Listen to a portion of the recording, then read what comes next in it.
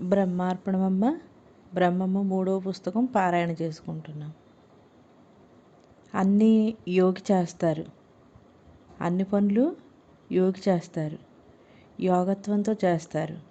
దేనితోనూ రమించరు. తనలో తాను సాక్షిగా ఉంటారు.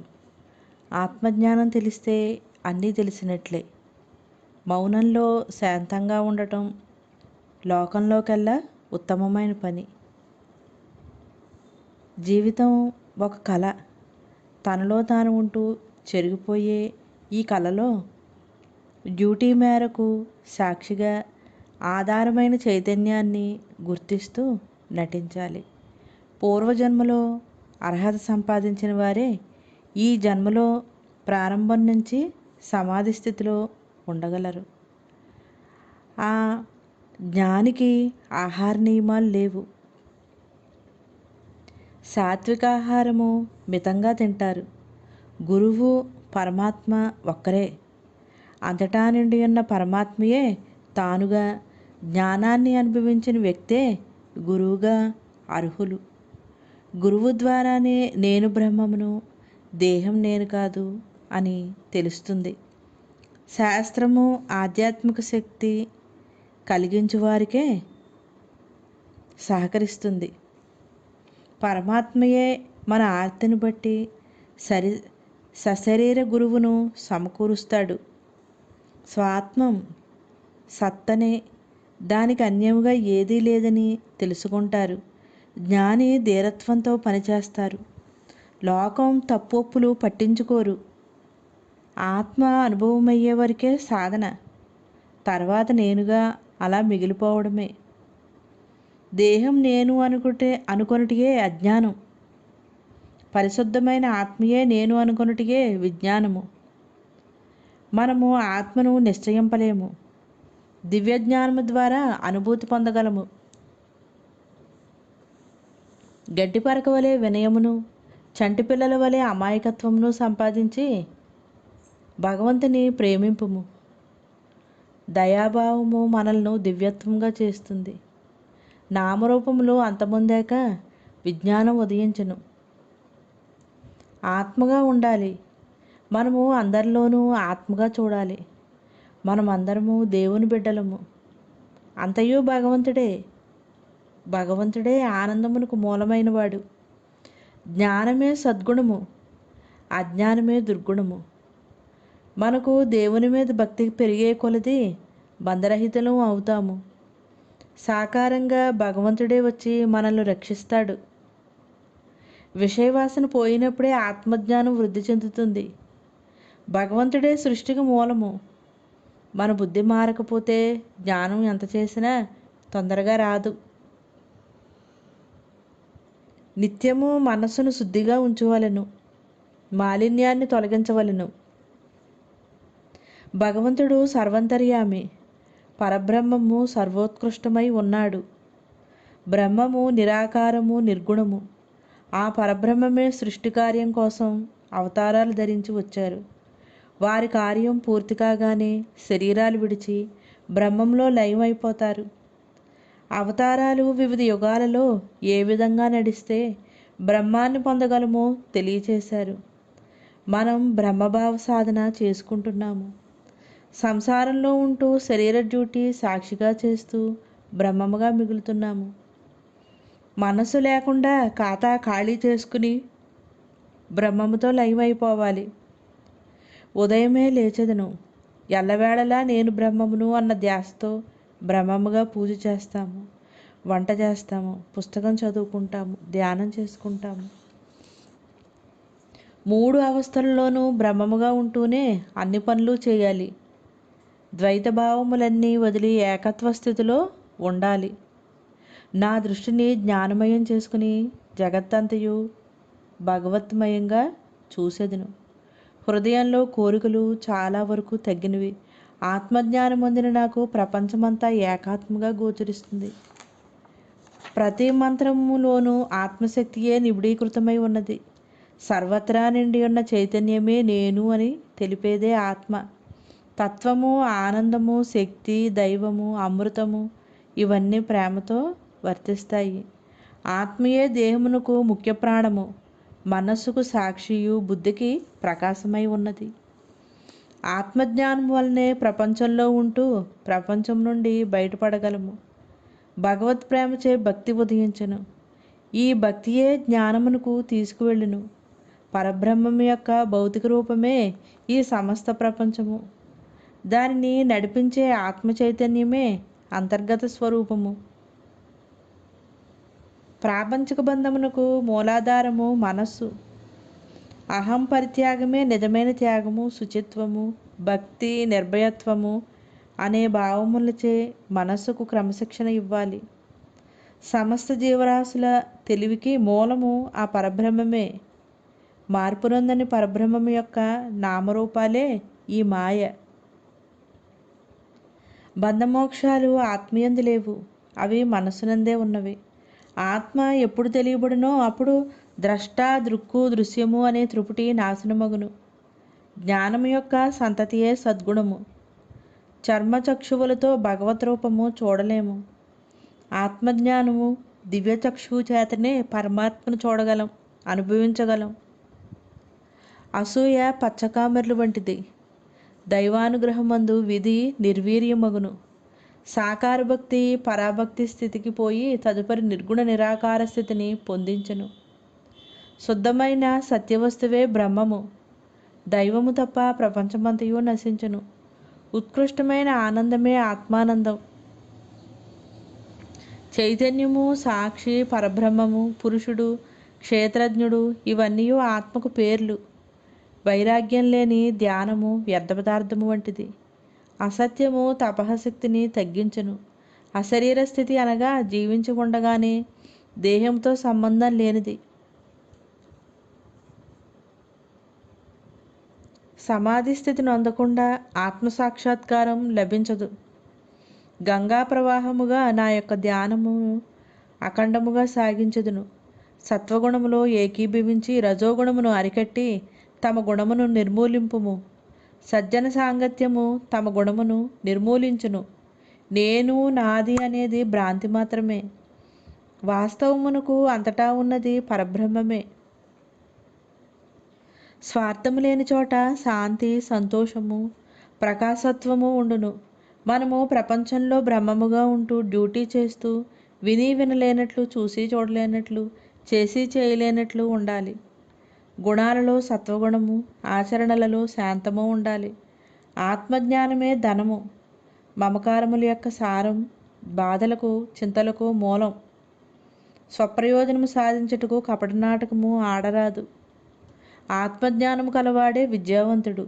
జ్ఞాని దేనిని తోసివేయుడు, వాంఛించడు, ఆర్జింపడు. జ్ఞానమే తన సొత్తు. ఆత్మసాక్షాత్కారం నొందువారు ప్రశాంత హృదయులై ఉందురు. బ్రహ్మార్పణమమ్మ. బ్రహ్మార్పణమమ్మ. భగవంతుడిని ఆయన అనుగ్రహమునుగాంచుట, నేర్చుకునుట కూడా కళయే. ఇదే మన కళ్ళకు ఆహారము. మానసిక సర్వసంగ పరిత్యాగమే సన్యాసము. వివేకము గలవాడు తన్ను తాను మరిచి మంచి మార్గమున ఉండుటకు ప్రయత్నిస్తాడు. జిహ్వేంద్రియములను అరికట్టువాడు యోధుడు. కరుణ, ప్రేమ, పరిశుద్ధ జ్ఞానం వలన ధర్మమందిరమునకు నిస్వార్థ సేవయే ద్వారమై ఉన్నది. భూత భవిష్యత్ కాలములు స్వప్నములు.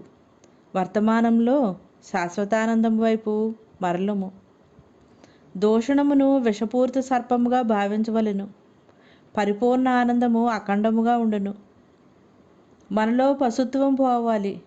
నేను సంపూర్ణ కోరికల నుండి, అహంకారము నుండి విడుదలై జన్మమృత్యు జరా వ్యాధులందు ప్రవేశింపను. స్వరూపమునందు ఎప్పుడైతే విశ్రాంతి నొందుతాడో అప్పుడే జీవన్ముక్తుడు అవుతాడు. ఇహలోకమంతయు దుఃఖములమయమే. ఆత్మాన్వేషణలో ఉంటాను. నేను చైతన్యాన్ని అన్న ఎరుకులో ప్రపంచ వ్యవహారంలో చేసి చేయలేనట్లు ఉంటాను. జీవాత్మ పరమాత్మయందు లీనమైనప్పుడే అఖండానందము కలుగును. మనసును దేహభావన చంచలము నుండి తప్పించి దానికి శాంతి చేకూర్చాలి. తత్వ విచారణ ద్వారా లోపల ఉన్నది, సమస్తానికి ఆధారమైనది, చైతన్యమే అని తెలియచెప్పాలి. అవసరమైన మేరకే ప్రపంచ వ్యవహారాల్లో ఉండి లేనట్లు ఉండాలి. వైరాగ్యం మొదటి మెట్టు, తర్వాత వివేకం, తర్వాత ధ్యానం క్రమక్రమంగా అలవాటు పడతాయి. ప్రపంచంలో విలువైనవి అనిపించే అన్ని వస్తువులు నశించేవే. వివేకం వైరాగ్యానికి దారితీస్తుంది. ముముక్షువు యొక్క స్వభావం విచారణ, భక్తి మార్గం అనుసరిస్తారు కొంతమంది ప్రాణాయామం అనుసరిస్తారు. నేను బ్రహ్మమును అన్న సాధనలో సర్వవాసనలు కాలిపోతాయి. బ్రహ్మభావనలో సాక్షిగా జీవితం జరుగుతూ ఉంటుంది. నేను బ్రహ్మము, నేనే అంతాగా మిగులుతాము. శ్రద్ధ, ఏకాగ్రత, అభ్యాసము, పట్టుదల, పరమాత్మయందు శరణాగతితో కూడిన సాధన వల్లనే లక్ష్యాన్ని పొందగలము. గురువు యందు ప్రగాఢ విశ్వాసము ఉండాలి. వాంఛలను విసర్జించడం అవసరం. ఆత్మ ఆది అంతము లేని నిత్యస్థితి. పూర్ణశాంతియే పరబ్రహ్మము. ఆత్మప్రాప్తియే సుఖము. సంసారం దుఃఖసాగరము. బ్రహ్మజ్ఞాన సాధన ద్వారానే బ్రహ్మమును ఎరుంగగలం. నిత్య నిరంతరము ప్రయత్నంలో ఉండే శ్రద్ధాళుడు అయిన సాధకునికే పరమాత్మతత్వం లభిస్తుంది. ఆత్మగుర్తులో ఉండు, సర్వము నేనే అన్న భావనలో ఉండు. కానీ ధ్యానాభ్యాసానికి హృదయాన్ని ఆత్మస్థానంగా చూపిస్తున్నాము. ఆత్మ అంతటా ఉంది. జ్ఞాని హృదయంలో ఏ కోసమూ లేదు. ఉన్నదంతా ఆత్మే. గుణాలు సొమ్ముసిల్లాలి. మనము అభ్యాసము ద్వారా దేహ లక్షణాలు వదులుచుకొని పరమాత్మ లక్షణాలు పొందాలి. పట్టుదల, శ్రద్ధ, దీక్ష మున్నగునవి అవసరము. దేవుడు మనలోనే ఉన్నాడు. ప్రపంచమంతా దైవమే. లోపల తెలివిచ్చి నడిపించేది చైతన్యమే. సిద్ధుల కోసం ఎగబాకితే ఉన్న జ్ఞానం ఊడిపోతుంది. అన్ని భారాలు ఆయన మీదే మోపండి. ముందు మనల్ని మనం బాగు చేసుకోవాలి. ధ్యానం కూడా సంసారంలో భాగమే. కొంతసేపు ధ్యానం చేసుకుని తెముల్చుకుని మరలా సాక్షిగా ఇంట్లో డ్యూటీ చేయాలి. కాలం వృధా చేయకుండా ఎక్కువగా ధ్యానం చేసుకోవాలి. ధ్యానంలో తనతో తాను అనుభవింపగలము.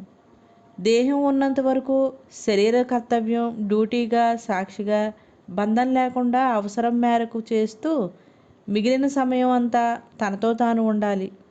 ఇదే నీ మానవ జన్మ కర్తవ్యం. ఇదే కూడా వస్తుంది, ఇంకేదీ రాదు. శరీరాన్ని జ్ఞానం కోసం జాగ్రత్త పెట్టుకోవాలి. ఆహార మనో ఇంద్రియ నిగ్రహం ఉండాలి. ఆత్మను నేను ఆత్మని నాకు ధ్యానం ద్వారానే తెలియబడింది అని చెప్తున్నారు అమ్మ. కాబట్టి చైతన్యం కావాలి. కలలో ఉన్నట్లు ప్రపంచంలో ఉండాలి. ఏమీ తెలియనట్లు ఉంటున్నాను. అవసరానికి పరమాత్మ గుర్తు చేసి ప్రపంచం పని తేలికగా చేయిస్తున్నాడు. పొందవలసింది లేదు, ఉన్నది పొంది స్థిరంగా ఉన్నాను. ఆత్మగా ఉంటే అనుభవంగా అన్నీ తెలియబడతాయి. బ్రహ్మార్పణం. అమ్మ పాదపద్మాలకి నమస్కరించుకుంటూ బ్రహ్మభావన జ్ఞాన సత్సంగంలో ఈరోజు సత్సంగాన్ని కొనసాగిద్దాం.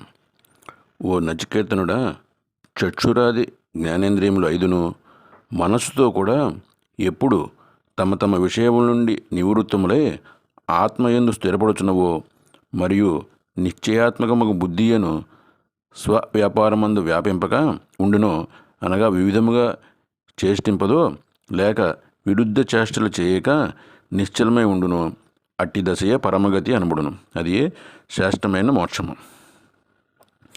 నియమింపబడిన చిత్తము కలవాడును ధ్యాన యోగాభ్యాసి అగు ఆత్మ ధ్యాన యోగి యొక్క మనస్సునకు గాలి లేని చోట ఉండి దీపము ఏ ప్రకారముగా చిలింపకుండును అట్టి నిశ్చల స్థితి ఉపమానము చెప్పబడింది. గాలి లేని స్థలములో ఉండు దీపం వలె స్వరూపు స్థితిలో ఉండుటే జ్ఞానము యొక్కయు యోగము యొక్కయు పర్యవస్థాన స్థితి అని గ్రహింపవలేను. ఓ నచికేతనుడా, ఆత్మ అవాంగ్మానస గోచరము. అది వాక్కు చేయగాని మనసు చేయగాని నేత్రాది ఇతర ఇంద్రియములు చేయగాని పొందశక్యమైనది కాదు. ఈ దృశ్య జగత్తుకు కారణభూతమైన ఆత్మ ఉన్నదని చెప్పాడు. ఆస్తికునికి మాత్రమే అది లభ్యమగును. అతని కంటే వేరుగా జగత్ కారణమైన ఆత్మ లేదని చెప్పాడు. నాస్తికునికి అనిర్వాచ్యమైన ఆత్మ ఎటు లభించగలదు? శ్రద్ధ విరహితుడైన నాస్తికునికి ఆత్మస్వరూపం పొంద సాధ్యము కాదని భావము. ఆత్మ ఉన్నదని విశ్వసించు సద్వానికి మాత్రమే ఆత్మ యథార్థ జ్ఞానం కలుగునని చెప్పుచున్నాడు. నిర్వికారమై అసంగమై నిరుపాధికమై ఉన్న ఆత్మ ఒక్కటియే సత్యం. తద్భిన్నమంతయు మిథ్య అను యథార్థ జ్ఞానం చేతను ఆత్మ పొందదగి ఉన్నది. సమస్త బంధములు తొలగించినందున అట్టి బ్రహ్మవేత్త ఇచటనే జీవింటూ ఉండగానే బ్రహ్మస్వరూపమును పొందుచున్నాడు. సాక్షాత్ బ్రహ్మస్వరూపుడే అగుచున్నాడని భావము. నేను అసంగుడను, నిర్వికారుడను, అసంసారిని, సాక్షాత్ బ్రహ్మస్వరూపుడును అనున్నట్టి బ్రహ్మత్వ ప్రత్యయముచే ఎప్పుడు తొలగిపోవునో అప్పుడు మరణశీలుడు మనుజుడు అమృత స్వరూపుడు అగుచున్నాడు. అది సంపూర్ణ వేదాంత శాస్త్రం యొక్క ఆజ్ఞ. హృదయ దేశమునందు 101 నాడులు కలవు. అందు సుషుమ్నయను ఒక నాడి శిరస్సును ఛేదించుకొని ఊర్ధ్వాభిముఖమై పోవచ్చున్నది. దాని సూటిగా కొనిపోవు పురుషుడు అమృతతత్వమును పొందు. సుషుమ్న ఒకటి మాత్రము ఊర్ధ్వగతిని తక్కిన నాడులు సంసార ప్రాప్తికిని హేతువులని తాత్పర్యము. ఉత్తరాయణాభిమాన దేవతయగు గల మార్గమును శుక్ల మార్గము అనబడును. బ్రహ్మవిధులైన జనులు ఈ మార్గమును పోయినా క్రమముగా పరబ్రహ్మమును పొందుచున్నారు. ఈ ప్రకారము నచికేతనుడు యముని చేత చెప్పబడిన ఆత్మవిద్యను సాధనాఫల విశిష్టమైన యోగ విధిని తెలుసుకుని ధర్మాధర్మములకు అతీతుడే మరణరహితుడే బ్రహ్మప్రాప్తిని పొందును.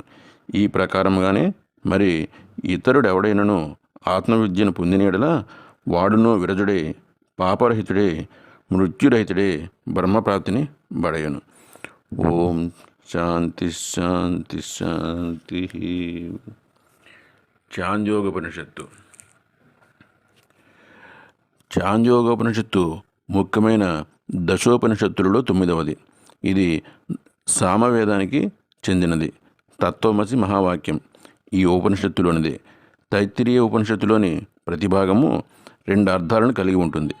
బాహ్యంగా సులభంగా గోచరించేది ఒకటైతే అంతరార్థం మరొకటి వేరే ఉంది. ఈ ఉపనిషత్తులో 8 అధ్యాయాలున్నాయి. ఇది బ్రాహ్మణాల ఆధారంగా వృద్ధి చెందింది.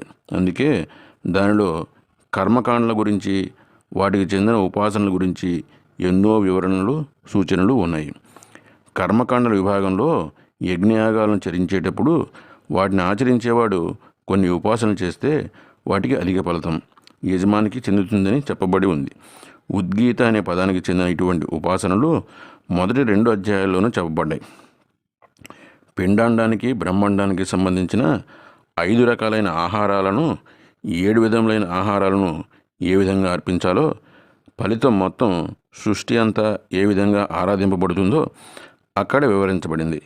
ఈ ఉపాసనలన్నీ సాధకుని యొక్క సూక్ష్మమైన బౌద్ధిక మానసిక వ్యక్తిత్వాన్ని వికసింపజేసి సున్నితమై సూక్ష్మమైన అవగాహన శక్తిని పెంపొందిస్తున్నాయి. ఫలితంగా అతడు మానవ జీవితాన్ని గురించి, చుట్టూ ఆవరించి అనంతంగా విస్తరించి ఉన్న ప్రపంచం గురించి లోతుగా అర్థం చేసుకునే శక్తిని పొందుతాడు. 3వ అధ్యాయాన్ని మధు విద్య అంటారు. మధు అంటే తేనె అని అర్థము. అనేక పుష్పాల నుండి బొట్టు బొట్టుగా తేనెను తేనెటీగలు సేకరించి పక్షాలకు ఒకసారి తృప్తిగా ఆరగదిస్తాయి. అదేవిధంగా మానవుడు కూడా తాను చేసిన కర్మల ఫలితాన్ని వాటి ఆచరించినప్పుడు ఉండే తన భావాలను దృష్టికి అనుగుణంగా కొద్ది కొద్దిగా క్రమంగా కూడగొట్టుకుంటూ జన్మ పరంపరలో అనుభవిస్తూ ఉంటాడు. ఈ ప్రపంచం ఒక పెద్ద తేనె పట్టు. దీని నుండి ప్రతి వ్యక్తి తన వంతుగా వచ్చే మధువును స్వీకరించి కష్టసుఖాలను పొందుతూ ఉంటాడు. ఈ మాత్రం అర్థం చేసుకున్న సాధకునికి ఆశ్చర్యం కలుగక మానదు. అతనిలో తప్పకుండా ఒక ప్రశ్న ఉదయిస్తుంది. అనంత కాలవాహినిలో అందరికీ వారి వారి కర్మఫలాలను ఇంత సక్రమంగా సమర్థవంతంగా అందించే కర్మఫలదాయిని ఎవరా అని ఆశ్చర్యపడకుండా ఉండలేరా? ఏ విధంగా దైవం ఈ విశాల విశ్వాన్ని, దీనికి చెందిన శాశ్వత శాసనాలను సృష్టించి పోషించి నిర్వహిస్తున్నాడు. ఆధ్యాత్మిక విచారణకు అక్కడే అంకురార్పణ జరుగుతుంది. ఈ విచారణ ధోరణి ఏ విధంగా మరింత లోతుగా బలంగా వృద్ధి చెందుతూ ఉంటుందో 4వ అధ్యాయంలో వివరించబడింది. ఈ అధ్యాయంలో 3 గురు శిష్యుల జంటలు కనిపిస్తాయి. 3 విభిన్న రకాలైన బోధనలు గోచరిస్తాయి. మొదటి భాగం చివరి ఒక సంఘటనతో గురు శిష్యులందరికీ ఏ సంబంధం లేనిది వలె కనిపిస్తూ అంతరమవుతుంది.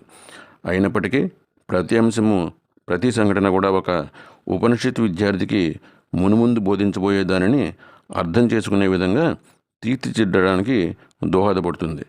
నవనాగరికతలో నివసించుచున్న మానవాళికి ఉపనిషత్తుల్లోకి ఆశాజ్యోతి. ఐతిరేయ ఉపనిషత్తు. ప్రస్తుతం మనం దర్శించబోయే ఉపనిషత్తు ఐతిరేయం. ఈ గ్రంథం ఋగ్వేదంలోని అరణ్యకాలంలో ఉంది. ఇందులో ఉపదేశవాక్యం కదిలే అనంతమైన నామరూపాత్మక జగత్తుకు ఆధారంగా ఉన్న తత్వాన్ని దర్శించడం. ఇందులో మహావాక్యం ప్రజ్ఞానం బ్రహ్మ. వ్యక్తమైన నామరూపాల భ్రమలో మూలాన్ని చూడలేని వారికి మూలాన్ని దర్శింపజేసి తరింపజేసేదే ఉపనిషత్తు. అహంరహితుడైన ఐతిరేయం చెప్పినదే ఐతిరేయం. వామదేవుడు అనబడే ఋషి ఈ ఉపనిషత్తు ద్రష్ట. ఉపనిషత్తు ఋషులు జీవశక్తి పథాన్ని చూస్తూ హృదయం ఉప్పొంగినప్పుడు వారి నుండి భావాతీతమైన సందేశం, వర్ణనాతీతమైన సత్యం వెలికి వస్తుంది. ఒక చిత్రకారుడు అద్భుతమైన ప్రకృతి దృశ్యాన్ని చూసి వాటి భావస్ఫూర్తిని తనలో నింపుకున్న రంగులు బ్రష్లు లేనిదే చిత్రాన్ని గీయలేడు. ఒకవేళ రంగురంగుల బ్రష్లు ఉన్నా గీచే నైపుణ్యం లేనిదే చిత్రం గీయలేడు. చిత్రం గీసే నైపుణ్యం, గీటుకు కావలసిన పరికరాలు, వాతావరణం, భావస్ఫూర్తి మిళితమైనప్పుడే చిత్రం చక్కగా గీయబడుతుంది. బ్రహ్మార్పణం. అమ్మ పాదపద్మాలకు నమస్కరించుకుంటూ బ్రహ్మభవన జ్ఞాన సాధన సత్సంగంలో ఈరోజు సత్సంగాన్ని కొనసాగిద్దాం. ఏ పురుషుడు సమస్త వాంఛలను వదిలి విశిష్టయములు కావలయునని తలంపు లేనివాడును, మమకారం లేనివాడును, గర్వం లేనివాడునునై సంచరించుచున్నాడో వాడు పరమశాంతిని పొందుచున్నాడు. ప్రకృతి శమించిన స్థానముకు పరమాత్మను పొందుచున్నాడు. ఓ నచికేతనుడా, లోకము జాగ్రత్త స్వప్న ప్రపంచములను ఏ ఆత్మస్వరూపంచే చూస్తున్నదో అట్టి పరమాత్మను జ్ఞాని తెలుసుకుని దుఃఖరహితుడగుచున్నాడు. ఓ నచికేతనుడా, ఎవడు ప్రాణాది సముదాయమును ధరించువాడే కర్మఫలభోక్తయగు జీవుని సమీపమునందుండి కాలత్రయ నియామకునిగా తెలుసుకుంటున్నాడో వాడు ఈ తెలుసుకుంటం వలన క్లేశమును పొందడు. అతనికి ఎట్టి భయము ఉండదు. ఇది నీ అడిగిన ఆత్మస్వరూపము. నచికేతనుడా, ఎవడు సృష్టికి పూర్వము సత్య జ్ఞానందాత్మకమగు బ్రహ్మము వలన పంచభూతముల కంటే పూర్వము పుట్టి కార్యకారణ భూతములలో సమస్త ప్రాణుల బుద్ధి గుహయందు ప్రవేశించి ఉన్నట్లు చూచుచున్నాడో వాడే నిశ్చయముగా బ్రహ్మస్వరూపమును ఎరింగినవాడు. సర్వకారణమగు అదియే నీ అడిగిన ఆత్మస్వరూపము. ఓ నచికేతనుడా, ఏ ప్రాణాత్మ నుండి సూర్యుడు ఉదయించి లయమగుచున్నాడో ఆది దైవములు, ఏ అజ్ఞాతి దేవతలు, ఆధ్యాత్మికములకు వాగాదులు ఏ ప్రాణాత్మ యందు ప్రవేశించుచున్నవో, ఏ బ్రహ్మము ఎవరు అతిక్రమింపలేకున్నారో అట్టి ప్రాణాత్మయే నీవుడిగిన ఆత్మస్వరూపమని తెలియను. ఓ నచికేతనుడా, ఇహలోకము పరలోకములందు ఉండే ఆత్మ ఒకటియే కానీ వేరు కాదు. అనగా దేహేంద్రియాదులందు తద్భిన్నముగానున్నట్టి ఆత్మ ఒక్కటియే కానీ వేరు కాదు. అట్టి ఈ ఆత్మయందు ఎవడు భిన్నత్వము గాంచుచున్నాడో వాడు మృత్యువు నుండి మృత్యువును అనగా పునః జనన మరణ రూప సంసారమును పొందుచున్నాడు. ఆత్మ లేక పరబ్రహ్మము స్వయం ప్రకాశమనియు కాలబాధ్యమనియు చెప్పుచున్నాడు. ఓ నచికేతనుడా, యోగులచే హృదయాసమందు ఏ పురుషుడు అంగుష్టి ప్రయాణుడే సర్వ జగన్నియామకుడిగా ప్రకాశమానమగు తేజస్సు వలె చూడబడుచున్నాడో ఆ కూటస్థ స్వరూపుడుకు జీవుడు ఇప్పుడున్నాడు. ఇక మీద కూడా అతడే ఉండగలడు. ఇదే తత్వస్వరూపం. సమస్త ప్రాణులకు నియామకుడు సర్వాంతర్యామియగు ఈశ్వరుడు దేహాయస్త్రముల నధిష్ఠించిన సమస్త ప్రాణులను మాయావికీయులు బొమ్మల వలె మాయచే త్రిపుచు సమస్త ప్రాణుల హృదయస్థానమందు నివసించుచున్నాడు.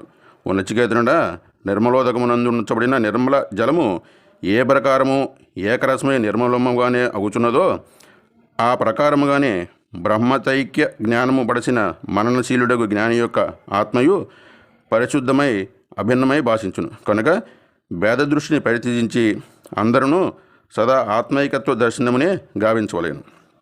ఓ నచికేతనుడా, జననాది వికారములు లేని పరబ్రహ్మమునకు 11 ద్వారములతో కూడుకుని ఉన్న ఈ దేహమే పట్టణముగా ఉన్నది. ఈ పురమందు నివసించుచున్నాడు కాబట్టి అతడికి పురుషుడని పేరు. ఎవరైతే ఈ పరబ్రహ్మమును రాగాది విముక్తుడే ధ్యానించుచు వాడు జీవించి ఉండగానే ముక్తుడై జనన మరణ రూప సంసార బంధం నుండి విముక్తుడగుచు నీవడిగిన ఆత్మతత్వం ఇదియే. ఇంద్రియములను వరుసుకొంటున్నవాడు ఆగు దేహి మనసు చేత సమస్త కర్మలను పట్టిదించి తానేమీ చేయనివాడును చేయింపనివాడునునై 9 వాకిళ్ళు గల పట్టణమైన శరీరమందు సుఖముగా ఉంటున్నాడు. గీత యందు 9 ద్వారములు తెలిపి ఉన్నారు. ఈ నవద్వారములు సామాన్యముగా మనుష్యాది సకల ప్రాణులకు కలవు. ఇది ప్రాకృత జీవుల లక్షణము. అప్రాకృత జీవితము కలుగునప్పుడు కుండలిని ప్రబోధము బ్రహ్మరంధ్రము అను 2 ద్వారములు తెరవబడును. అవి జీవన్ముక్తి కలిగి ఈశ్వరతత్వం సిద్ధించినప్పుడే జరుగును. అంతవరకు మానవుని హృదయముందు గల దేవుడు తలుపు మూసి ఉండు దేవాలయమునందువలే మూయబడి ఉండును. తలుపు తెరవబడిన తరువాత దేవుడు కనిపించినట్లు పై 2 ద్వారములు తెరవబడిన తర్వాత ఆత్మదర్శనం కలుగును. దీనినే హృదయ కమల వికాసం అని అంటారు. ఆత్మ ఏక శరీరవర్తి కాదు, సర్వ శరీరముల యందు ఉండున్నదని ఆత్మ యొక్క సర్వాతృత్వము వర్ణింపబడుచున్నది.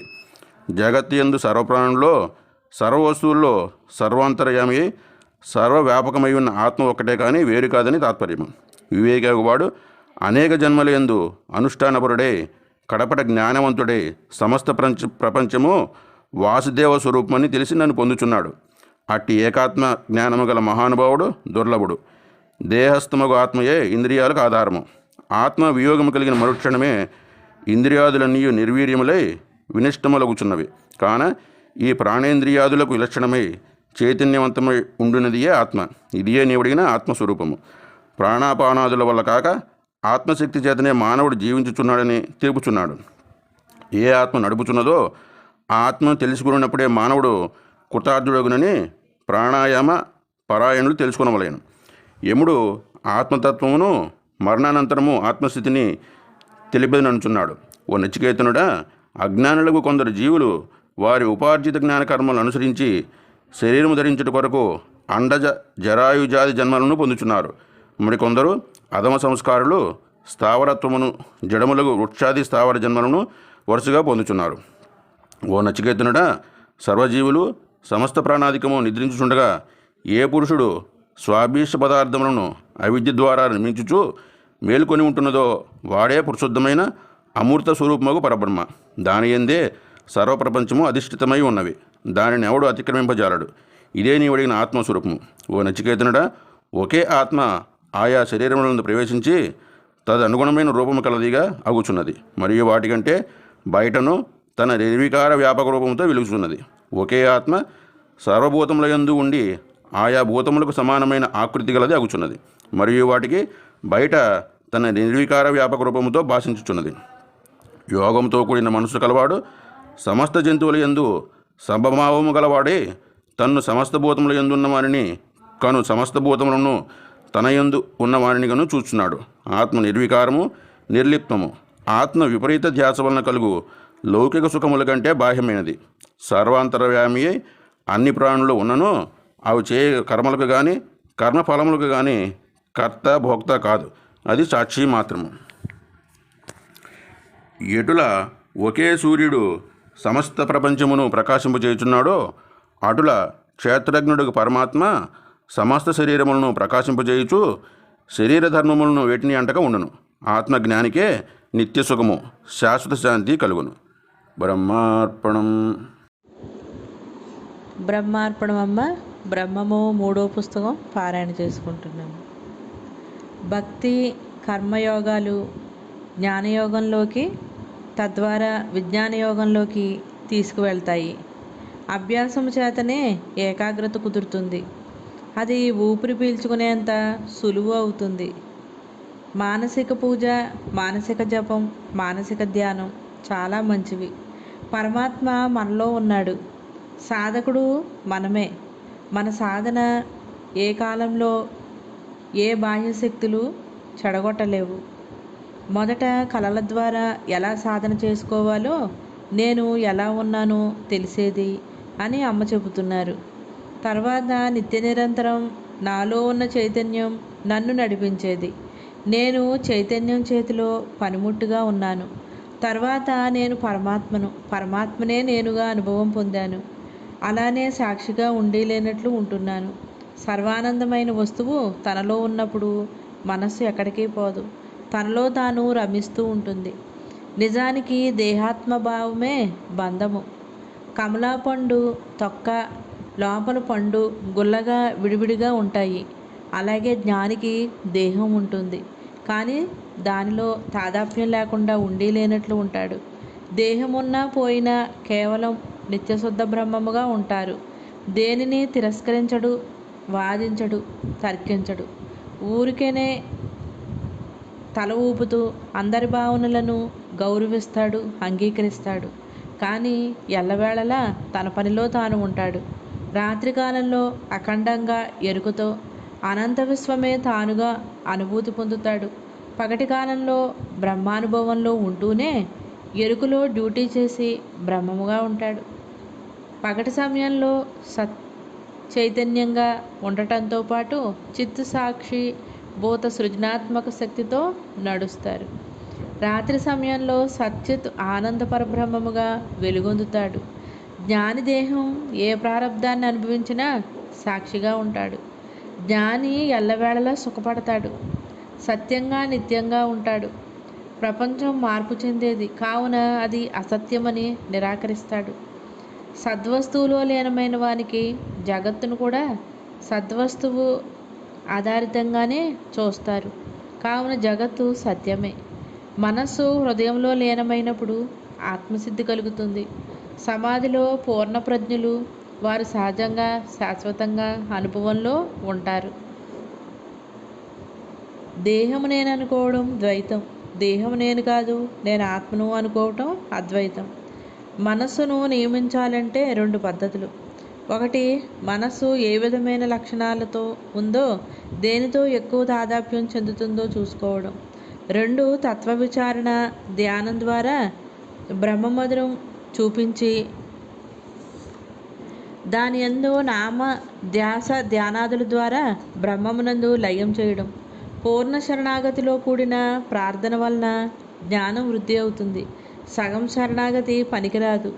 ఏది వచ్చినా పరమాత్మ ప్రసాదంగా స్వీకరించాలి. కొంతమంది నాకు జ్ఞానం ఎప్పుడు వస్తుంది అని అడుగుతుంటారు. నేను పరమాత్మనే, నీవు పరమాత్మవే. జ్ఞాని లేడు, అజ్ఞాని లేడు, ఉన్నది ఒకటే చైతన్యము. నేను పరమాత్మగా అనుభవిస్తున్నాను, నీవు నేను పరమాత్మను అని మరిచి దేహభావంతో తాదాప్యం చెందుతున్నావు.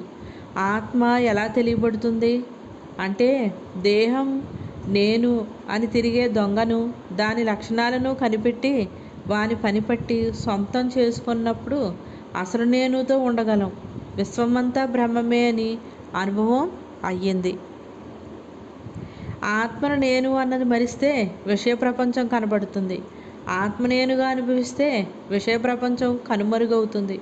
లోపల చైతన్యమే మనకు గురువుగా ఉన్న ప్రారంభం నుంచి సాధనలో ఒక్కొక్క మెట్టు ఎక్కడానికి చైతన్యానుభవం పొందిన దేహ గురువు అవసరము. ధ్యానం చిత్తాన్ని ఏకాగ్రం చేస్తుంది. ధ్యానం రూపంపైనో మంత్రంపైనో కాక ఆత్మయందే ఉండవచ్చును. నేను ఈ మూడు అనుభవించాను. ఆత్మతత్వం తెలియక ముందు నమ్మకాలు మూఢాచారాలు ఎన్నో ఉండేవి. ఇప్పుడు ఎంత మేరకు అవసరమో అంత పట్టు లేకుండా దేనితో రమించకుండా చేస్తూ నేను నేనుగా ఉన్నాను. శరణాగతుడైన భక్తునికి దైవం గురు రూపంలో కరుణిస్తాడు. గురు రూపంలో ఉన్న చైతన్యము భక్తునికి సరి అయిన త్రోవ చూపుతూ ఆత్మ నీలోనే ఉన్నదని బోధిస్తాడు. బ్రహ్మార్పణం. అమ్మ పాదపద్మాలకు నమస్కరించుకుంటూ బ్రహ్మభావన జ్ఞాన సాధన సత్సంగంలో ఈరోజు సత్సంగాన్ని కొనసాగిద్దాం. ఓ నచికేతనుడా, సర్వాంతర్యామియగు ఏ ఆత్మ సమానాధికములు లేనిదే స్థావర జంగమాత్మక సర్వజగత్తును తన యందుంచుకున్నదే ఏకమైన తన శుద్ధ విజ్ఞాన గణరూపమును నామరూప భేదముల చేత అనేక విధములు చేయుచున్నదో, అట్టి స్వబుద్ధి గుహయందు చైతన్య స్వరూపంతో అభివ్యక్తమైన ఆ పరమాత్మను బాహ్య దృష్టి తొలగి అంతర్ముఖులకు జ్ఞానులు శాస్త్రాచార్యోపదేశానంతరము సాక్షాత్కరించుచున్నారో వారికి నిత్యమగు బ్రహ్మానంద సుఖము కలుగుచున్నది. ఓ నచికేతనుడా, పరమాత్మ నశించి వానిలో నశింపనివాడై బ్రహ్మాది పర్యంతము గల సర్వజీవులకు చేతన స్వరూపుడై చైతన్య ప్రదాతయ్య ఉన్నాడో అట్టి ఆ బుద్ధి గుహయందు పరమాత్మను ఏ జ్ఞానులు మరలింపబడిన సర్వేంద్రియ వృత్తులు కలవారై చూచుచున్నారో వారికి శాశ్వతమైన శాంతి లభించును. ఓ నచికేతనుడా, ఈ సూర్యాది సమస్త తేజో విశేషములు ఆ పరబ్రహ్మమును ప్రకాశింపచేయలేవు. ఈ చంద్రాది తేజోరూపములన్నీ ప్రకాశాత్మకముకు పరబ్రహ్మమును అనుసరించి ప్రకాశించున్నవి. అనగా పరబ్రహ్మ యొక్క ప్రకాశం చేతనే సూర్యాది తేజో విశేషములు ప్రకాశించున్నవి. కానీ ఆత్మ స్వయం ప్రకాశము, ఆ పరబ్రహ్మ స్వరూపము కార్యరూపమైన సృష్టి యందు ప్రవేశించి అనేక విధములకు తేజోరూపములో ప్రకాశించుచున్నది. కనుక ఆ పరబ్రహ్మము స్వప్రకాశ రూపము అగుడిచే స్వయముగానే తెలియబడుచున్నదని యముడు పలికెను. ఏ పరమాత్మను పొంది జీవులు తిరిగి జన్మమునకు రారో దానిని సూర్యుడు ప్రకాశింపజేయజాలడు, చంద్రుడు ప్రకాశింపజేయజాలడు, అగ్ని ప్రకాశింపజేయజాలదు. అది నా యొక్క పరమపదము. ఓ నచికేతనుడా, ఈ సంసార వృక్షము అతి విచిత్రమైనది. దీని మొదలు మీదికిని కొమ్ములు కిందకిని ఉండును. నా స్వభావము కలనీయగుడిచే దీనిని అశ్వత్థము అందురు. ఈ సంసార వృక్షమునకు మూలమైన పరమాత్మ పరిశుద్ధము జ్యోతిర్మయమైనది. అది సర్వమహత్వ అగుడిచే బ్రహ్మమనియు సృష్టి ప్రళయ కారణమునందు మార్పు చెందక నిర్వికారణమై ఉండుడిచే అమృతమనియు చెప్పబడును. ఇట్టి నిర్వికార తేజరూప పరమాత్మయందే సమస్త లోకములు ఆశ్రమయుంది ఉన్నవి. నీవడిగిన బ్రహ్మ పదార్థం ఇదియే. పరమాత్మని ఎరింగినవాడు వేదములు చదువుకుపోయినను చదివినవాడే అగును. జగత్కారణ బ్రహ్మ విజ్ఞానముచే అమృతత్వ ప్రాప్తి సిద్ధించునని చెప్పుచున్నాడు. ఓ నచికేతనుడా, ఈ సమస్త జగత్తు సర్వప్రాణులకు ప్రాణస్వరూపముగా ఆ పరబ్రహ్మ నుండి పుట్టి సర్వకర్మలందు నియమపూర్వకంగా ప్రవర్తిస్తున్నది.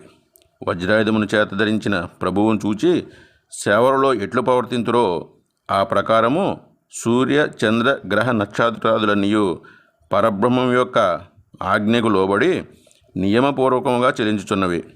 ఈ రహస్యమును ఎవరు తెలుసుకొనుచున్నారో వారు మరణరహితులగుచున్నారు, అమృత స్వరూపులగుచున్నారనే భావము.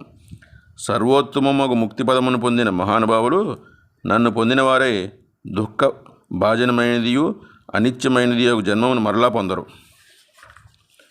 పరమాత్మ సర్వభయంకరము, సర్వశాసకము, సర్వనియంతని నిరూపించుచున్నాడు.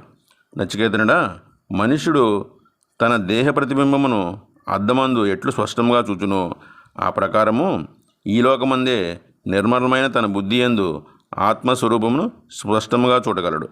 పట్టుదలతో ప్రయత్నించుచున్న యోగి కల్మషరహితుడై అనేక జన్మల యందు అభ్యసించిన జ్ఞాన సాధన కలవాడై యోగసిద్ధిని పొందును. పిమ్మట సర్వోత్తమమైన మోక్షమును పొందుచున్నాడు. మానవ జన్మ మోక్షము కొరకు శ్రేష్టమైనదని గ్రహించుకొనవలను. ఓ నచికేతనుడా, ఆకాశాది పంచ మహాభూతముల నుండి వేరువేరుగా ఉత్పన్నములైన ఇంద్రియములు విశుద్ధ చిన్మాత్ర స్వరూపమైన ఆత్మ కంటే భిన్నములనియు జాగ్రత్త స్వప్నావస్థ దృష్టితో కలిగి ఉత్పత్తి వినాశనములు ఇంద్రియ ధర్మములే కానీ ఆత్మధర్మములు కావనియో తెలుసుకొని వీరుడిగా ఆత్మజ్ఞాని శోకించడు. ఈ జ్ఞానమును ఆశ్రయించి నా సమాన ధర్మమును పొందినవారే జగదృష్టి కాలమందును జన్మించరు, ప్రళయకాలమందు దుఃఖింపరు. ఇచ్చట ఆత్మ యొక్క సర్వాంతరత్వము సూక్ష్మత్వము వర్ణించబడుచున్నవి. ఓ నచికేతనుడా, స్థూలభూతములకు ఇంద్రియముల కంటే మనస్సు శ్రేష్టము, మనస్సు కంటే బుద్ధి సూక్ష్మము, బుద్ధి కంటే మహత్వము సూక్ష్మము శ్రేష్టము.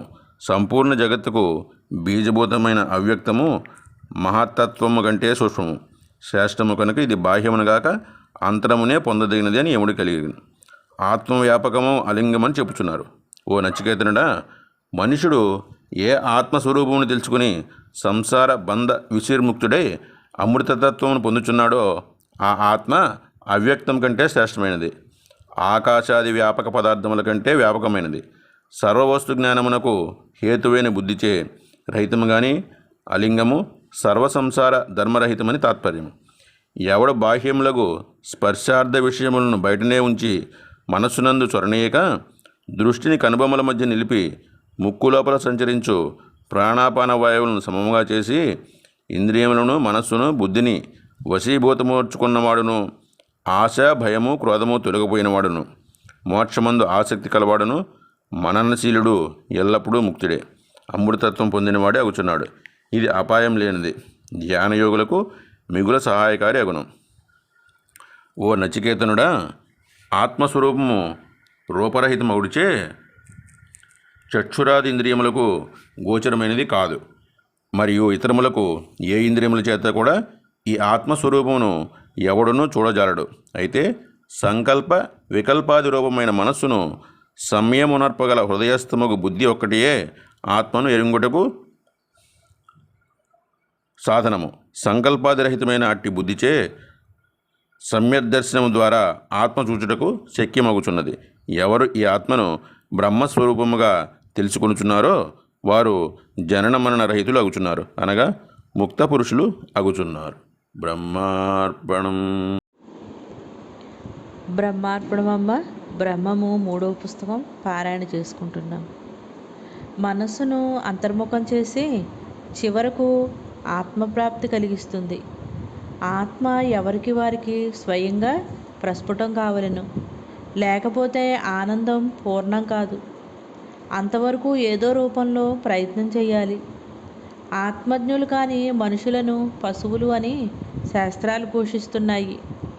నామరూప గుణాలకు అతీతంగా చైతన్యాన్ని అనుభవించిన వాడు తాను నిత్యుడు అని తెలుసుకుంటాడు. ఆత్మ ఎప్పుడూ ఉన్నదే. పుట్టిన దేహం మరణించడం ఖాయం. పుట్టిన దేహానికే ఈ తలంపులన్నీ. తలంపుల మూలాన్ని కనిపెట్టు. అప్పుడు నిత్యమైన ఆత్మ యొక్క అంతరాళాల్లో ప్రతిష్ఠితుడైన చైతన్యమే తాను. జననమరణ చక్రం నుండి విడుదల పొందుతాము. అభ్యాసం అన్ని దుఃఖాల నుండి విముక్తుడిని చేస్తుంది. తలంపులను నాశనం చేయడమే మన లక్ష్యం. మాయను తుదముట్టించవలెను. పుట్టినది కిట్టక మానదు. మాయ తరచూ లేస్తూ పడుతూ ఉంటుంది. సత్యానికి అట్టి ఆటుపోటులు లేవు. మాయను తొలగిస్తేనే ఆత్మజ్ఞానం తెలియబడుతుంది. ఫలాన్ని ఆశించకుంటే కర్మ మనస్సును లయం చేసి ధ్యానలగ్నం చేస్తుంది. అభ్యాసం అంటే ఏకాగ్రత. చిత్తాకాగ్రత ఉంటే ఆత్మను కనుగొనడం సులభం. ఆత్మ తాను తానే గోచరించవలెను. సమాధిలోని జ్ఞానికి 3 అవస్థలలోని స్పృహ ఉండదు. జ్ఞాని అందరిలా తింటూ తిరుగుతూ ఉంటాడు. అతడు ఎరుగడు, కానీ ఇతరులకు ఇవన్నీ కంటపడతాయి. అతని శరీర చర్యలకు సత్యాత్మకు స్వరూపానికి చెందవు. బిడ్డ నిద్రలో పాలు తాగుతాడు, ఆ విషయం అతనికి తెలియదు. అలాగే జ్ఞాని శరీర స్పృహ లేకుండా అన్ని పనులు సాక్షిగా చేస్తూ ఉంటాడు. కర్పూర హారతికి అర్థము మనస్సును జ్ఞానాగ్ని చేత కాల్చివేయడానికి, విభూతి శుద్ధమైన సంస్థితికి, కుంకుమ చేతనా శక్తికి చిహ్నాలు. విభూతి 2 రకాలు: పరావిభూతి, అపరావిభూతి. పరావిభూతి ఆత్మతేజం, సర్వకల్మషాలను కాల్చివేయగా శేషించినది. అది కేవల స్థితి. చిరకాలం అభ్యసిస్తేనే మనసు స్వాధీనం స్థిరమవుతుంది. నిత్యము అఖండము అయిన ఆనంద స్థితిలో స్థిరంగా మనముండుటయే గురువుకు బహుమానము. అజ్ఞానం అంటే తాను చైతన్య స్వరూపుడినని మరుచుట. సంశయం అంటే తన అనుభవం నిజమా కాదా అని విస్మయం.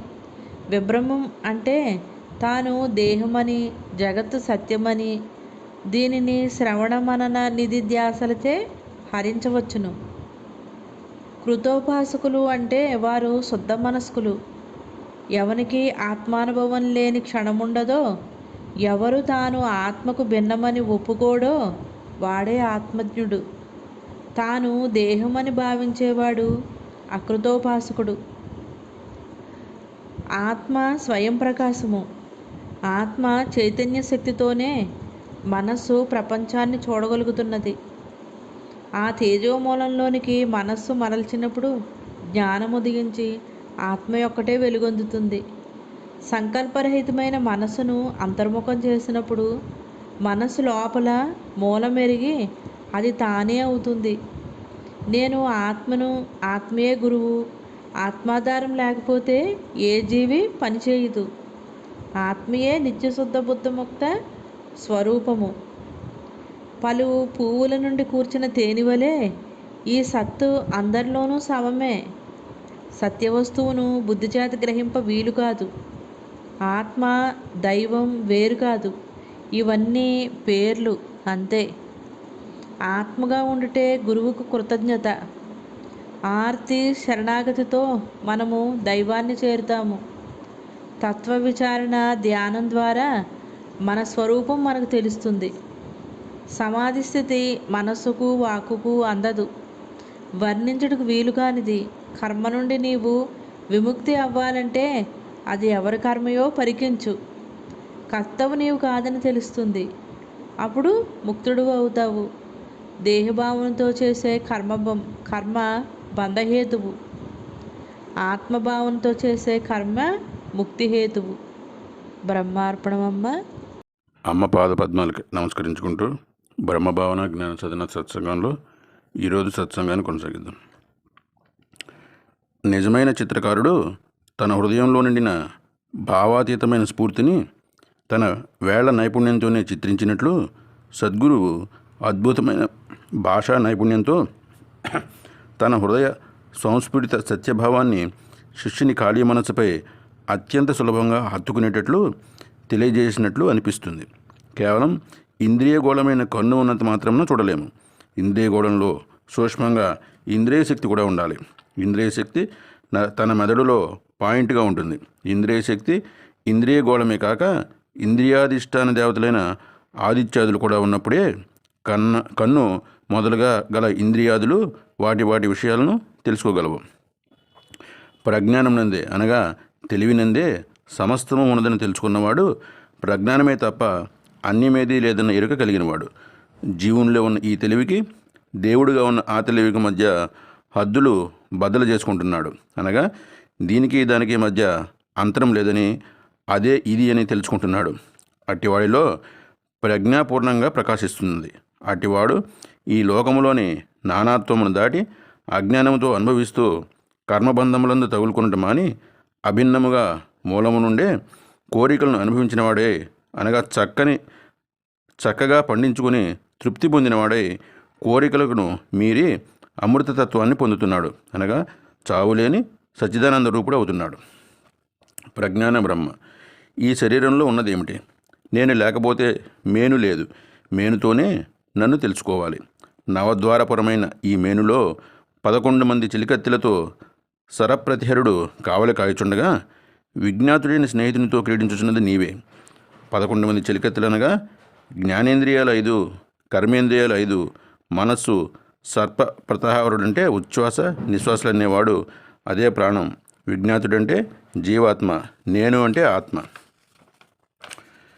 చెవి, చర్మం, కన్ను, నాలుక, ముక్కు జ్ఞానేంద్రియాలు. ఇవి సత్వగుణ ప్రధానమైనవి.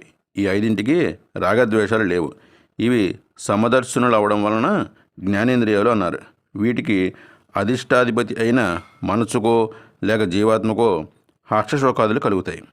ఆకాశం వల్ల వాక్కు, వాయువు వలన హస్తాలు, అగ్ని నుండి పాదాలు, భూమి నుండి మల విసర్జన కార్యమాచరించు ద్వారం, జలము నుండి మూత్ర విసర్జన కార్యమాచరించు ద్వారం ఉద్భవిస్తాయి. ఇవి రజోగుణం వలన కలిగిన కర్మేంద్రియాలు. మనస్సు, అహంకారం, చిత్తం, బుద్ధి ఇవి అంతఃకరణాలు. ఇవి తమోగుణ ప్రధానమైనవి. భయపడినప్పుడు, కోపం వచ్చినప్పుడు కర్మేంద్రియాలన్నీ ఒక్కసారిగా పనిచేయడానికి ప్రయత్నిస్తాయి. కారణం ఏమంటే పంచీకరణం వలన ఆకాశంలో సగం ఆకాశం, వాయువు, అగ్ని, జలం, పృథ్వీ కలిసి ఉండటం వలన వాక్కుతో పాటు మిగిలిన కర్మేంద్రియాలు కూడా అసంకల్పిత చర్యగా పనిచేయడానికి ప్రయత్నిస్తాయి. ప్రాణం 5 విధాలుగా విభజించుకొని పనిచేస్తుంది. దీనినే ప్రాణపంచకం అంటారు. ప్రాణం అపానం, వ్యానం, ఉదానం, సమానం అని 5 విధములుగా ఉంటుంది. వీటికి ఉపవాయువులు కూడా ఉన్నవి. అవి నాగం, కూర్మం, కృకరం, దేవదత్తం, ధనుంజయం. ప్రాణపంచకం ఉపవాయువుల వివరణ. హృదయస్థానమందుండి ఉచ్ఛ్వాస నిశ్వాస రూపమునందున్నది ప్రాణం. పాము స్థానమందుండి మలమూత్ర విసర్జనం గావించినది అపానం. శరీరమంతటియే వ్యాపించినది కన్నులు, చెవులు, కాలి, మడమలు, పిరుదులు, ముక్కు అను ఈ స్థానముల యందుండి ప్రాణాయాన వాయు సంచారమును కలుగజేయనిది వ్యానం. కందస్థానమందుండి కర్షణ క్రియ గావించినది ఉదానం. నాభి ప్రవేశమందుండి భుక్తపీతాన్ని జలములను దేహమంతటను సమానంగా పంచున్నది సమానం. ఉపవాయువులు వాటి పని. వాంతిని కలిగించేది నాగం. కనురెప్పల మూయిట తెరుచుట చేసేది కూర్మం. తుమ్ములను పుట్టించేది కృకరం. ఆవలింతయు ఒళ్ళు విరుపు కావించేది దేవదత్తము. మరణ శరీరాన్ని వదిలినట్లు నిర్వహించేది ధనుంజయం. పంచభూతాత్మకమైన ఈ భౌతిక శరీరంలో 72,000 నాడులున్నాయి. వీటిలో ఇడ, పింగళ, సుషుమ్న ముఖ్యమైనవి. ఈ మూడు నాడులు భూమధ్యంలో కలుస్తాయి. ఇడా పింగళకు మధ్య ఉన్న నాడి సుషుమ్న. ఇది నాడులన్నింటిలోకి ముఖ్యమైనది. ఈ నాడి మూలాధార చక్రం ఆశ్రయించి బ్రహ్మదండి మూలమున నాసికాగ్రం వరకు వ్యాపించి ఉన్నది. ఊర్ధ్వకుండలి, అధఃకుండలి అనే శక్తులు, బిందునాదములు, ప్రాణవాయువులు, జఠరాగ్ని ఈ నాడిలో ఉన్నాయి. బ్రహ్మరంధ్రం వరకు వ్యాపించి ఉన్న నాడిని బ్రహ్మనాడి అంటారు. గుదాస్థానం కంటే 2 అంగుళాల పైన ఉన్న ప్రదేశాన్ని దేహ మధ్య భాగం అంటారు. అక్కడ మూలాధార చక్రం ఉంటుంది. అక్కడ నుండి శిరస్సున ఉన్న బ్రహ్మరంధ్రం వరకు వీణాదండం వ్యాపించి ఉంది. ఇదే నాడులకు ఆధారభూతమై ఉంది. ఈ వీణాదండమును ఆశ్రయించి షట్చక్రములు నిలిచి ఉన్నవి. మానవ శరీరంలో కనపడని నాడుల వలె కనపడని 6 చక్రాలు ఉన్నాయి. గుదస్థానంలో ఉండేది మూలాధార చక్రం. మర్మస్థానం వద్ద ఉన్నది స్వాదిష్టాన చక్రం. నాభి వద్ద మణిపూరకం. హృదయ సమీపాన అనాహత చక్రం. కంఠస్థానంలో విశుద్ధ చక్రం. భూమధ్య అనగా కనుబొమ్మల మధ్య భాగంలో ఉండేది ఆజ్ఞాచక్రం. ఇది కాక 7వది కూడా ఉన్నదని, అది శిరస్సు పైభాగాన కలదని దీని పేరు సహస్రార చక్రం అని అంటారు. బ్రహ్మార్పణం. బ్రహ్మార్పణం అమ్మ. బ్రహ్మము 3వ పుస్తకం పారాయణ చేసుకుంటున్నాము. గ్రంథ పఠనము వల్ల విషయం అవగాహన అయ్యి త్రోవ తెలుస్తుంది. ఆ త్రోవలో గురువుయందు శరణాగతితో బ్రహ్మముగా నడవాలి. అహంవృత్తి నశించినప్పుడు మౌనంలో తనకు తానుగా ఉంటారు. నేను ఆత్మను అన్న ఎరుకుతో 3 అవస్థలలో ఉండుటయే నిశ్చలంగా ఉండటం. నేను బ్రహ్మమును అని తెలుసుకో. మనసు ఉన్నంతవరకే ప్రశ్నలు. మనసు లేకపోతే ప్రశ్నే లేదు. నేను పూర్ణుడను. మనము అంతర్ముఖమై చదలు వదులుచుకోవాలి. బాహ్య గురువు బోధ వింటూనే ఆత్మగురువు సత్యవస్తువని మర్చిపోకూడదు. ఆత్మ సాక్షి స్వరూపము. తనను తాను తెలుసుకున్నటియే నిజమైన సేవ. ఆత్మస్థితి సర్వోత్తమము. సమాధి స్థితి మనస్సుకు అతీతము. ఇది అనుభవం ద్వారా తెలుస్తుంది. ప్రారంభంలో నేను బ్రహ్మమును అని జపించాలి. తరువాత ఆ భావం కూడా ఉండదు. మనసును అంతర్ముఖం చేయడమే ముఖ్యము. ఆత్మ సచిదానందమయము, త్రిగుణాతీతమైనది. ఆత్మ నిరవధికమైనది, అన్ని అవధులకు ఆధారమైనది. ఉన్నదేదో అదే సత్యం. అది వాక్కులకు అందదు. ఆస్తి నాస్తి మొదలగు ఏ నిర్వచనాలకు అందదు. సమాధి స్థితిలో ఉన్నప్పుడు కండ్లు మూసుకొనటం మంచిదే. కర్మల వల్ల సమాధి స్థితి జారిపోతుందనటం అజ్ఞానం. చైతన్యానుభవం కలిగే వరకు ప్రయత్నం మానకూడదు. పరమశాంతియగు ఆనందాన్ని ఒకసారి అనుభవించాక దానిని వదలటం ఇష్టం ఉండదు. తలంపులు మానడం అజ్ఞానికి ఎంత కష్టమో, తలంపులు పంచడం జ్ఞానికి అంత కష్టము. జ్ఞాని మనస్సు నిత్యశాంతిలో నిమగ్నమై ఉంటుంది. కావున ఎట్టి కర్మలు అంటవు. వాసన నాశనానికి బ్రహ్మైక్య బోధకు మధ్యనే మాయ ఉంటుంది. అజ్ఞానం అదృశ్యమైతే శాశ్వతమైనది వ్యక్తమవుతుంది. సర్వము మనలోనే ఉన్నది. జగత్తును చూచుటకు చూచువాడు ఉండవలెను. ఆత్మాధారం లేకపోతే జగత్తు లేనే లేదు. సర్వము ఆత్మే, అదీకాక వేరొకటి లేదు. ఎన్ని మతాలైనా ఆత్మతత్వమే చివరికి తెలిపేవి. మనమే సత్యమై ఉండి సత్యవస్తువు కోసం ఎంత ప్రయాసపడుతున్నామో మన సత్యాన్ని దేహం నేను అన్న భావన కప్పివేసింది. దానిని తొలగిస్తే ఉన్నది బ్రహ్మమే. నేను నవ్వుకునే రోజు వచ్చింది. నేను నిత్యానంద స్థితిలో ఉంటున్నాను. సత్యవస్తువు అంతటికీ ఆధారమైనది, అందరినీ నడిపించేది నాలోనే తానుగా ఉన్నదని తెలిసింది. ఆత్మను చిక్కబెట్టుకో. నిన్ను అసహించుకునే రెండేవాడు లేనేలేడు. జగత్తును చూస్తున్నంతసేపు ఆత్మ నీచే జారిపోతుంది. ఆత్మనే పట్టుకో. ప్రపంచం అగుపడనే పడదు. ప్రత్యాహారం, ధారణ, ధ్యాస, సమాధులు దశలన్నీ చిత్తనిరోధానికి సంబంధించినవి. మనము అభ్యాసం ద్వారా ఎంతమందిలో ఉన్నా మనలో మనం ఉండగలము. అందరిలోనూ ద్రష్ట సమానమే. మౌనంలో అంతటా నిండి ఉన్న శక్తి ఒక్కటే. శారీరక ఉపవాసం ఎక్కువ చేస్తే శరీరం నీరసపడుతుంది. నిత్య మానసిక ఉపవాసం వల్ల మనసు బాగా అంతర్ముఖం అవుతుంది. అమనస్క యోగంలో ఉంటే అన్ని యోగాలు చేసినట్టే. విచారణ మార్గంతో నడిచేవారు నేనెవరినో మొదలుపెట్టి ముందుకు పోతే ఆత్మ వ్యక్తమవుతుంది. వాసనాక్షయం పూర్ణంగా అయితేనే జ్ఞానం సుస్థిరం అవుతుంది. జపం చేసే కొలది మటుమాయం అవుతుంది. అహంకారం వెతుకుతూ దాని మూలం చేరేసరికి అది మటుమాయం అవుతుంది. ఆత్మవిచారణ మార్గాన్ని అవలంబించు. ఎందువలనంటే మనము ఆత్మలమే కదా. విశ్వచైతన్యం అంటే జీవులు, జగత్తులు పుట్టుటకు పూర్వస్థితి. దేహాది విషయాలన్నీ ఆ చైతన్యం వల్ల గోచరిస్తాయి. విశ్వచైతన్యం పుట్టుక అంటే అహమిక పుట్టుక. అహమిక ఆడే ఆటలో చిక్కుపడకు. ఆత్మలో ఉండు. ఆత్మవిచారణ చేయకపోతే లోక విచారణ వస్తుంది. లేని దానిని వెతకటంలో స్పష్టమైన దానిని వదులుకోవటం అవుతుంది. ఆత్మ సిద్ధంగానే విచారణ ఆగిపోతుంది. నీవు ఆత్మనిష్ఠుడువు అవుతావు. అది ఎప్పుడూ ఉంది. కేవల సమాధి మనసు ఆత్మప్రకాశంలో మునిగి ఉండుట. కర్తకు మంచి చెడులు ఏర్పరచుట వివేచన ఉంది. దీని మార్గంలో అవరోధాలు ఉన్నవి.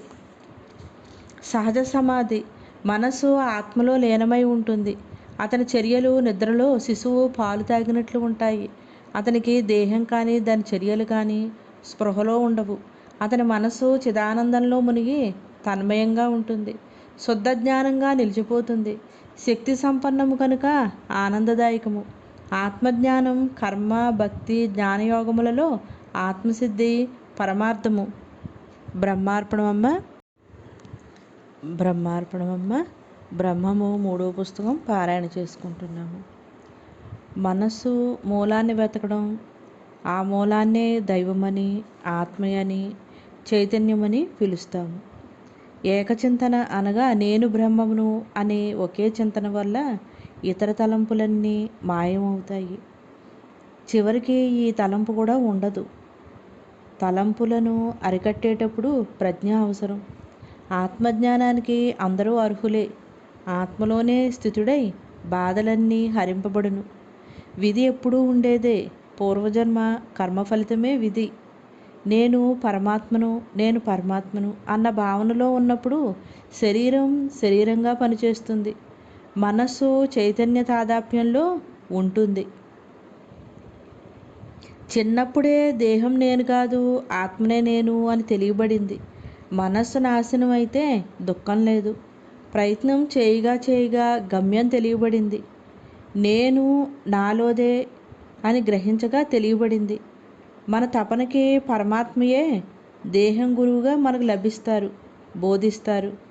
బోధతో మన మనస్సును పవిత్రం చేస్తారు. మనస్సుకు అప్పుడు శక్తి వచ్చి అంతర్ముఖం కాగలుగుతుంది. ధ్యానం మనస్సును మరింత పునీతం చేస్తుంది. గురువు వెలుపల లోపల ఉన్నారు. బయట నుండి మనస్సుని లోపలికి పంపుతాడు. లోపల నుండి దానిని ఆత్మకి అభిముఖంగా లాగి నిశ్చలం చేస్తాడు. సహజ స్వభావమే శుద్ధ చైతన్యము. ముందు కర్తను తెలుసుకుంటే విషయ ప్రస్తావన, ఆ తర్వాత నీవెచ్చట నుండో అక్కడ నుండే వస్తాయి. మూలం నుండే అన్నీ తెలియబడతాయి. ఆత్మ లేకుండా మనం లేము కదా. ఆత్మభావంతో ఉంటే జగత్తు అంతా పరబ్రహ్మముగా ఉంటుంది. ప్రపంచం సత్యమనే వాళ్లకు, కాదనే వాళ్లకు దైవం ఒక్కడే. అన్నింటికీ ఆధారంగా ఆత్మ వెలుగొందేవి ఆ ఒక్క చైతన్యమే. అహమికను ఆత్మకు సమర్పించి బ్రహ్మము చేతిలో పరికరంలా నడవాలి. సత్యవస్తువు అంతటా ఉన్నది. దానిని ఒక చోట నుంచి మరొక చోటకి మరలించవలసిన పని లేదు. విశ్వవ్యాప్తమైన ప్రేమకు పాత్ర తనలోనే ఉన్నదని ఈ దృఢ విశ్వాసమే నిజమైన ప్రేమ. బాధ ఎక్కువగా ఉన్నప్పుడు మహాత్ముల దగ్గరికి వెళితే అది సులువు చేస్తారు. సజ్జన సాంగత్యం వల్ల వివేకం పెరుగుతుంది. ఆత్మ మనలోనిదే కాబట్టి దానినే వెతికి అదిగా ఉండాలి. ఆత్మ ప్రదక్షిణం అంటే సర్వము నాకే కదా. పూజా విధానం అంతా మనదే. మనస్సును హరించుకోవాలి. మనస్సును ప్రపంచంతో టచ్ అవ్వకుండా చేసేది వైరాగ్యం. మనస్సును అంతర్ముఖంగా నిలిపేది అభ్యాసం. ఆత్మను వెతికితే తాను పరబ్రహ్మ స్వరూపం అని తెలుస్తుంది. అహంకారం వెతికితే అది అంతమవుతుంది. గురువు అన్వేషియే కాకుండా హృదయస్థితుడు కూడా. కన్ను అంతర్ముఖమైన మనస్సును హృదయంలోకి ఆకర్షిస్తాడు.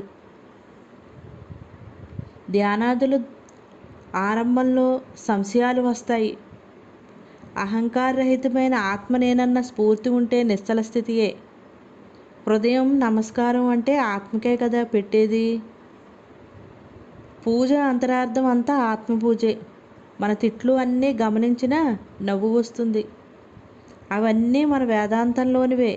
నిజముగా భక్తిని పంచుకోవాలి. బ్రహ్మాధారంతో చూస్తే ప్రపంచం అంతా మంచే.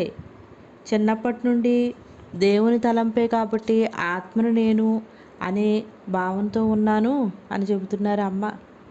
ఆత్మ గురించి దివ్యామృతం పుస్తకంలో చదివాను. అవే వాక్యాలు అనుభవంలో పెట్టుకున్నాను.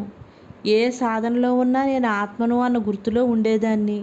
గురువు ద్వారా అభ్యాసం ద్వారా ఉన్నది తెలియబడింది. ఆత్మను నేను అన్న తలంపుతో ఉంటూ దేహం నేను కాదు అని విచారణలో తేలింది.